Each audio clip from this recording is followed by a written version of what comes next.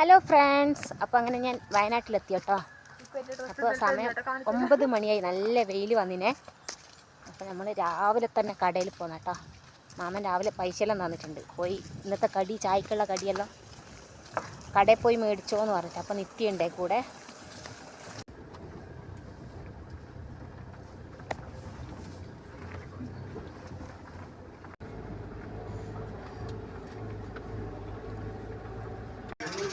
അപ്പോൾ നടന്ന് വരുമ്പോൾ ഒരു കാർ കിട്ടിയ ജയേട്ടൻ്റെ കാർ കിട്ടിക്കൊണ്ട് വേഗം എത്തിനെ.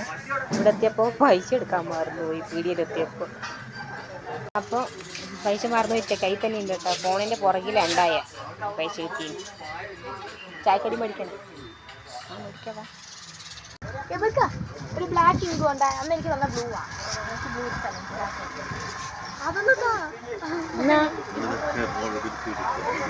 അപ്പോൾ ഗൈസ് അങ്ങനെ നമ്മൾ എന്താ പറയുക, പൊറോട്ടയും മീൻകറിയും മേടിച്ചു കേട്ടോ.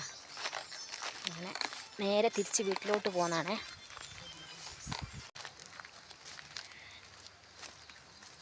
നല്ല വെയിൽ വന്നിട്ടുണ്ട്, പക്ഷേ തണുപ്പ് മാറിയിട്ടില്ല കേട്ടോ. അധികം മധുരം ഇടണ്ട. അപ്പോൾ ചായക്ക് നമ്മൾ വിളിച്ച് പറഞ്ഞില്ല കേട്ടോ. ഇതാ നമ്മൾ നടന്ന് അങ്ങ് അറ്റത്തെത്തണം. അപ്പോൾ വീട്ടിൽ രണ്ടാളുണ്ട്, നിത്യല്ല അത്തും അമ്മും ഉണ്ട്.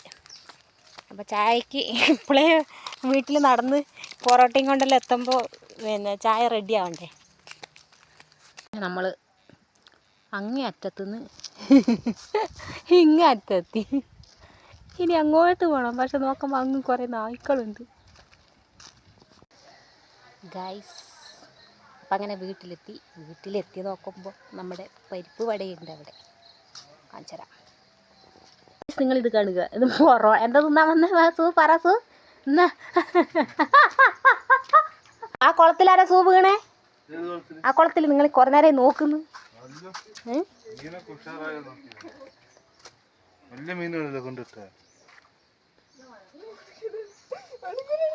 അപ്പം ഗായ്സ്, ഇതാണ് നമ്മൾ മീൻകുളം.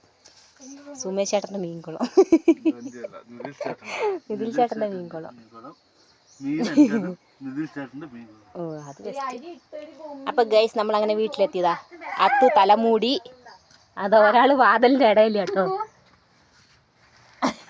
അപ്പോൾ ഗൈസ് അങ്ങനെ വീടെത്തി. അപ്പോൾ നമ്മൾ ഇനി ചായ കുടിക്കാൻ നോക്കട്ടെ. അപ്പം ഇനി അടുത്ത വീഡിയോ കാണുന്നത് വരെ ബൈ ബൈ.